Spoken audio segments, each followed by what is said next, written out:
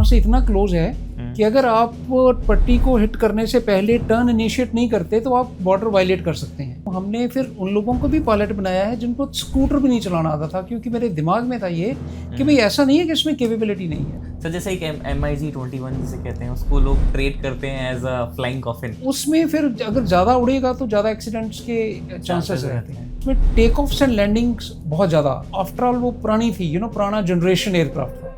I belong to एक village है Amritsar district में, पट्टी, ओके। और अब हम छोटे बॉर्डर के पास है, बॉर्डर विलेज है, और हम छोटे छोटे थे तो 71 वॉर मैंने मेरे को ध्यान है कि हम 8-9 साल के थे तब। तो मेरे दिमाग में है कि भाई ये 71 वॉर में ना एयरक्राफ्ट आते थे, तो हम उनको क्या बोलते थे, जंगी जहाज, फाइटर एयरक्राफ्ट होते हैं, क्योंकि जनरली लो फ्लाई करते हैं, और जो पैसेंजर एयरक्राफ्ट होते हैं बहुत ऊंचे उड़ते हैं, राइट। सो वो जब एयरक्राफ्ट कोई लो होता है तो चाहे स्पीड उतनी ही हो, वो परसीवेबली फास्ट लगता है आपको, क्योंकि बहुत फास्ट से जा रहा है।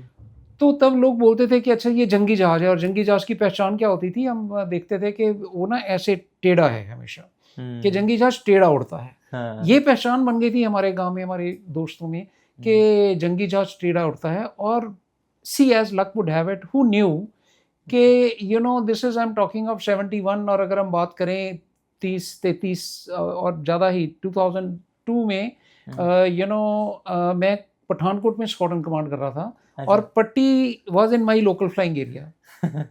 और तब हम ना, मैं पट्टी शहर के ऊपर से कई बार जो हमारी एक्सरसाइज थी उड़ के जाता था।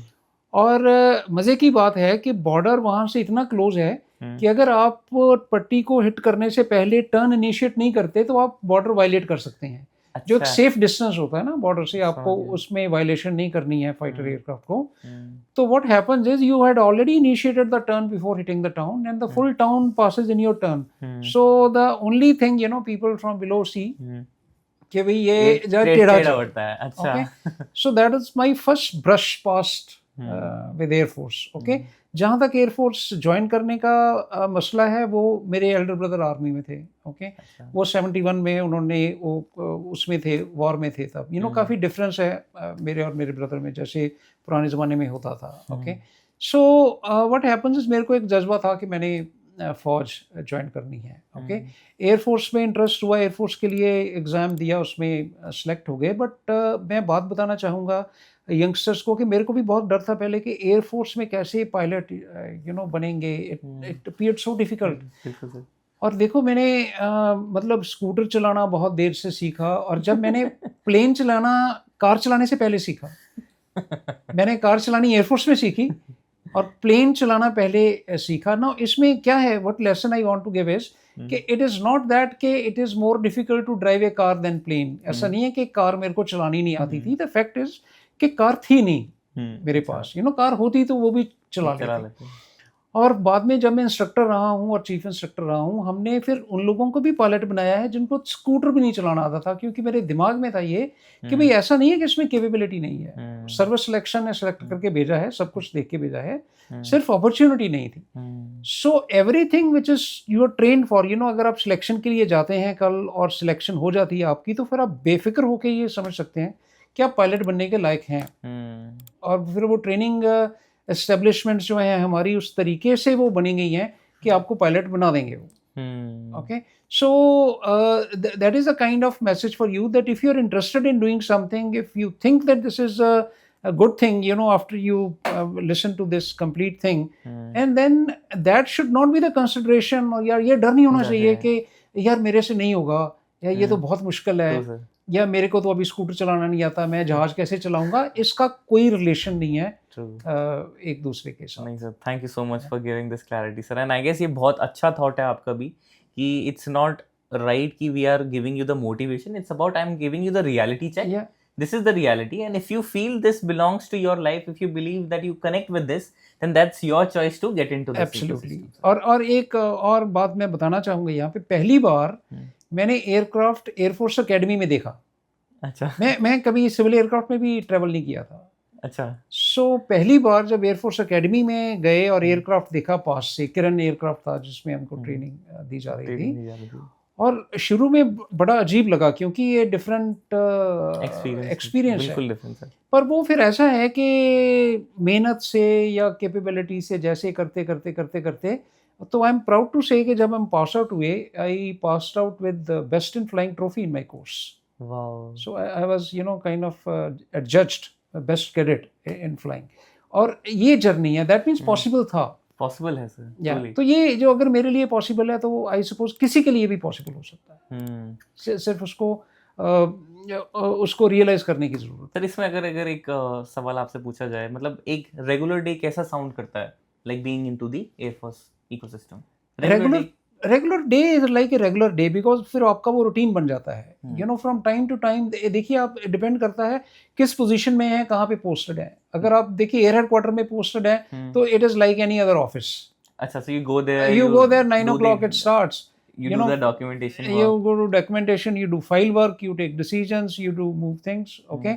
पर अगर आप स्क्वाड्रन में हैं तो फिर आपको कई ऐसी भी सिचुएशंस हैं कि आपको सूरज उगने से आधा घंटा पहले आपका कॉकपिट तैयार होना चाहिए। हमें ORP बोलते हैं, ऑपरेशनल रेडीनेस प्लेटफॉर्म। ओके, तो फिर गर्मियों में अगर राजस्थान सेक्टर देखें या पंजाब सेक्टर देखें तो सनराइज इज वेरी अर्ली, 5 बजे, 5:15 बजे सनराइज हो जाता है। तो 4:30 पौने 5 के करीब आपको रेडी करना है, जिसके लिए आप फिर कम से कम 3-3:30 बजे उठेंगे, वहाँ जाएंगे, कॉकपिट को ड्रेसअप करेंगे, और आपका ग्राउंड स्टाफ जो है उससे भी पहले आ चुका होता है उसको तैयार करने के लिए। और फिर वो सनराइज टू सनसेट के बाद डॉन टू डस्क बोलते हैं हम। ओके, वो ORP का पीरियड रहता है। अगर नाइट ORP नहीं है, नहीं तो फिर नाइट भी है। और अगर आप नाइट ORP में है तो फिर आप सारी रात जग रहे हैं, क्योंकि आपको टेक ऑफ करना है within 5 minutes from the time you are told go. जैसे MiG-21 ORP पे रहते थे, या अगर आप कॉकपिट में हैं तो 2 मिनट में टेक ऑफ करना है। तो वो फिर वो लाइफ ही डिफरेंट है। या आप नॉर्मल स्क्वाड्रन में भी हैं तो फिर आप जल्दी से जल्दी फ्लाइंग शुरू करते हैं और एक्सरसाइजेस करते हैं एटसेट्रा, और फिर ऐसी दिनचर्या रहती है। That's how you grow, but then it becomes a routine. It's like for anyone else, this is a routine.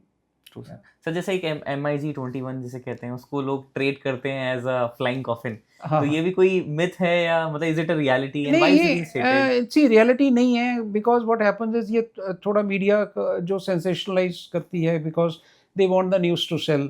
और इसमें क्या है, MiG-21 हमारा तो मेन स्टे था। MiG-21 मैंने खुद बहुत फ्लाई किया है, मैंने MiG-21 स्क्वाड्रन कमांड की है। ओके, कारगिल में फ्लाई किया है। So it was a good aircraft for its time. पर क्या होता है, क्यों ये एक्सीडेंट्स हुए ज़्यादा, इस पर कोई डाउट नहीं है, पर ज़्यादा तादाद में थे हमारे पास MiG-21 ना। अगर आप उस एरिया की बात करें कि जिसमें 2 MiG-29 स्क्वाड्रन थी, या 2 जैगुआर स्क्वाड्रन थी, या फिर 2 मिराज 2000 स्क्वाड्रन थी, और बाकी सारी ही MiG-21 थी, और या MiG-23 थी, या MiG क्लास था, तो उसमें फिर अगर ज़्यादा उड़ेगा तो ज़्यादा एक्सीडेंट्स के चांसेस रहते हैं। ठीक है, और इसमें इसकी ड्यूरेशन कम होती थी MiG-21 की ना, फ्लाइंग ड्यूरेशन 35 to 45 मिनट्स रहती थी ज़्यादा से ज़्यादा, अगर कॉम्बैट मिशन कर रहा है तो। अगर उतने घंटे आपको फ्लाई करने हैं तो उसमें टेक ऑफ्स एंड लैंडिंग्स बहुत ज़्यादा होते थे। ओके, एंड वो उस एयरक्राफ्ट की कैपेबिलिटी आफ्टर ऑल वो पुरानी थी, पुराना जनरेशन एयरक्राफ्ट था। ओके, तो अगर वो देखें तो yes, it required expertise to handle it. अगर मैं आपने कभी स्कूटर या कार चलाया जिसमें इंडिकेटर ना हो?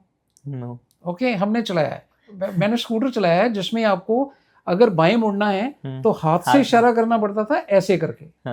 ठीक है, कार से भी बाहर निकाल के लोग ऐसे इशारा करते थे कई बार। ठीक है, और अगर राइट साइड जाना है तो ऐसे, क्योंकि देखिए कितना अजीब बात है। जैसे हम सोच रहे हैं स्कूटर में बाएं जाने के लिए बाएं हाथ से क्यों नहीं बता सकते थे? वो कहते थे कि क्लच पे हमेशा आपका हाथ रहना चाहिए। क्लच लेफ्ट हैंड में होता था, राइट हैंड में वो ब्रेक और एक्सेलेरेटर होता था। ठीक है, अभी भी है मतलब, बट अब तो इंडिकेटर्स आ गए। ठीक है, अब वो टेक्नोलॉजी है। या आप एम्बेसडर लीजिए जिसमें रियर व्यू मिरर नहीं है।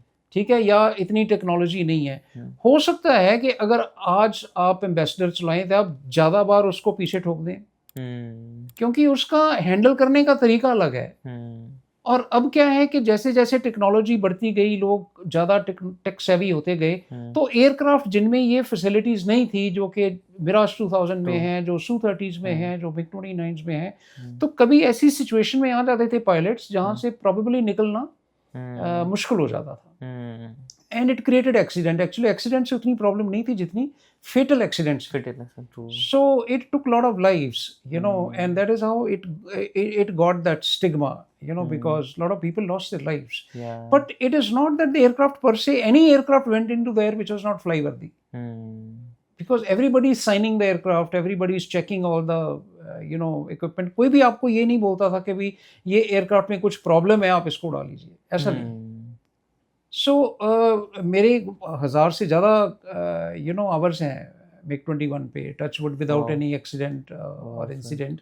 तो उसको भी एक चलाने का अगर तरीका है आपके पास, और I have been lucky also, you know, like your name is lucky, कि आप, हो सकता है God has been kind, you are not in that situation, because I am not undermining the people who lost their lives. They lost their lives for the nation. I mean they were not on a private mission. You see, they were working for the Air Force. It could have been anyone in that aircraft. You know, when that aircraft developed problem, it is unfortunate that my colleague was there in that. It well could have been me. But there was no differentiation done. You know, anybody would take any aircraft. और जो aircraft हमने lose किए हैं, मेरी logbook में खुद उनके number हैं. I mean, हमने भी fly किए हुए हैं वो aircraft. But it is just so happened that, you know, the way situations occurred. But अभी revamp हो गया totally. अभी How is the technology updation with Air Force? Technology updation is fantastic, you know. अभी जैसे आप हम 4th generation की बात करते हैं, अगर मिराज 2000 की बात करते हैं, Mirage 2000 is one of our fastest aircraft. It's not a question of being fastest. If you are taking fastest in that sense के बहुत सी चीजें कर सकता है इकट्ठी, तो yes, top technology, and top technology would be Rafale in India, you know, 4.5 generation what we call. Okay. And now we are thinking of 5th generation. You know, जो एमका की बात हो रही है ना, advance medium range aircraft, okay, so उसकी वो 5th generation में आ जाएगा, ओके। अब चाइना बोल रहा है 6th जनरेशन लॉन्च कर दिया है ना। तो ये डिफरेंट टेक्नोलॉजी हैं जो are mind boggling now. So how are technology different from the other countries' technology, sir? Like अभी बाकी countries में क्या status? नहीं, बाकी countries की भी यही टेक्नोलॉजी है। जिसी unfortunately, I mean, other than LCA, we are also importing all other aircraft. हाँ, because we are also importing it from the same. तो हमें Su-30 रशियन है, Rafale फ्रेंच हैं, ओके। अब अमेरिका से ये जो हमारे ट्रांसपोर्ट एयरक्राफ्ट हैं C-17, वो अमेरिका से आ रहे हैं, या चिनूक्स हैं, या अपाचे हैं, ओके, एम्ब्रेयर हैं ब्राज़ील से, ऐसे करके from different countries we are importing. Yes, we will also develop our technology, but पुराने ज़माने से टेक्नोलॉजी बहुत एडवांस हो गई है। बहुत सी चीज़ें इकट्ठी आप कर सकते हैं, and it's a pleasure, I tell you, अगर वो कॉकपिट में बैठ के you are in a different world, you know. अब जब ऊपर आसमान में जाते हैं, it's question of getting a hang of it. So once you are in it, you have to cross that hurdle. You know, हर एक चीज़ में एक hurdle आती है। जब भी कोई कहते हैं हॉबी प्रोफेशन बनती है, तो वो सेम नहीं रहती। अब मेरे को अगर फोटोग्राफी मेरी हॉबी है, तो मैं कुछ भी क्लिक कर लूँ, कुछ भी कर लूँ, you know, I enjoy it. पर अगर आप अब मेरे को फोटो स्टूडियो खोल दो और आप बोलो कि आपको बिजनेस करना है फोटोग्राफी से, तो it becomes a different ball game now. क्योंकि फिर आपको रिजल्ट ओरिएंटेड होना पड़ता है, ओके, किसी भी चीज़ में। तो इसीलिए जब आप इसको प्रोफेशन बनाते हो, और ये ट्रू है हर एक प्रोफेशन के लिए। अब मैंने देखा है कि हमारे यंगस्टर्स हैं, उनको कोई चीज़ अच्छी लगती है, वो उसमें ज्वाइन करते हैं। कोई भी जर्नी आसान नहीं है। It is not that just because you like something it's going to be easy for you. Nothing is going to come easy. It may be relatively easy because आपको उसमें इंटरेस्ट है, आप उसमें ज़्यादा ध्यान देंगे, पर अड़चने आएंगी उसमें, और कई बार हम वो बीच में छोड़ देते हैं। जैसे मैंने भी एयरफोर्स ज्वाइन की, शुरू में टफ लगा कि कैसे ये होगा, यू नो, एक मेहनत टास्क लगता था।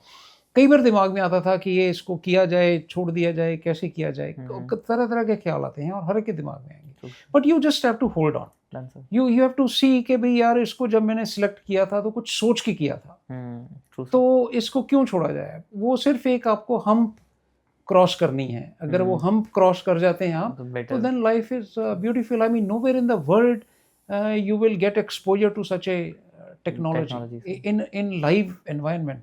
देखिए 1903 में तो फर्स्ट फ्लाइट भरी थी राइट ब्रदर्स ने, और हम क्या 100 साल की बात कर रहे हैं, हाँ 120 साल की बात कर रहे is हैं. that story still there, sir? Wright brothers who have made नहीं, that. yeah, of course, because that is how the flight began. I mean, you know how heavier than aircraft what they call, you know, lighter than aircraft तो balloons थे. आप छोड़ दीजिए, वो lighter than air है तो वो ऊपर चला ही जाएगा.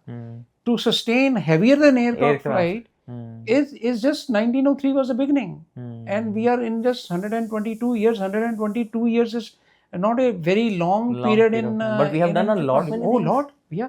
The maximum innovation तो पता नहीं बस एक जस्ट ढांचा बना के दे जस्ट बिल्कुल और उसमें से कितनी देखिए इम्प्रूवमेंट हुई है. और अभी आप एयरक्राफ्ट की बात करें तो ऑटोमेशन इतनी आ गई है उसमें कि आपको तो मॉनिटर करना है कि क्या कर रहा है. आपका टॉप का जिसमें you there into this ecosystem of air force for like 40 years. आपके फ्लाइंग आवर्स भी like maximum sir how much of the I have close to 4,000 hours of 4,000 flying hours. And what is that? Yeah. No, and 4,000 hours of flying, you know, in fighter flying are very different than transport flight. Because जैसे मैंने बोला, आप एक जो सॉटी है, आप बात कर रहे हैं 30 मिनट की, 35 मिनट की, 40 मिनट की, तो जब आप 4,000 घंटे को ट्रांसलेट करते हैं तो कम से कम 6-7 हज़ार सॉटीज फ्लाई की होंगी. अनलाइक ट्रांसपोर्ट एयरक्राफ्ट जो यहाँ से अगर पेरिस गया तो 10 घंटे एक बार में लॉक कर दिए. True sir. नहीं of course I totally agree. मतलब वो 4,000 hours is not like this. हाँ, so that is what. So it's been exhilarating, you know, all sorts of apart from you know like जो हम exercises भी करते हैं तो equally excitement होती है. वॉर लाइक एक्साइटमेंट होती है वहाँ भी. अब देखिए जैसे फ्रेंडली मैच होता है ना, एक टीम, एक ही इंडिया की टीम भी अगर आपस में प्रैक्टिस करती है तो उसमें कोई जोश कम नहीं होता, कोई फियर कम नहीं होता. True sir, I've seen like कि अगर I guess is that the reality as well sir, because people see like couple of movies की practice भी proper mission की तरह होता है. मतलब this is the opposing party, this is a party. Absolutely. And then you have to you know do these kind of things. So how does it actually happen?